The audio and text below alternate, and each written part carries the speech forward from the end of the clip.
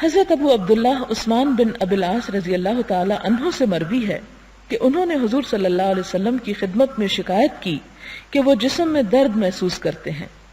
حضور صلی اللہ علیہ وسلم نے ان سے فرمایا، جسم کے جس حصے میں تمہیں درد ہے وہاں ہاتھ رکھو، یعنی خود اپنا ہاتھ وہاں رکھ دو، 3 دفعہ بسم اللہ پڑھو اور پھر 7 مرتبہ یہ دعا پڑھو، اعوذ بعزت اللہ وقدرتہ من شر ما اجد واحاذر۔ مطلب ہے اس کا، میں اللہ تعالیٰ کی عزت اور قدرت کی پناہ مانگتا ہوں اس تکلیف سے جو میں محسوس کرتا ہوں اور میں ڈرتا ہوں۔ یعنی یہ دعا کس طرح؟ 3 مرتبہ بسم اللہ الرحمن الرحیم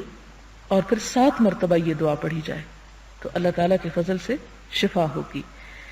حضرت ابن عباس رضی اللہ تعالی عنہما سے مروی ہے، وہ حضور صلی اللہ علیہ وسلم سے روایت کرتے ہیں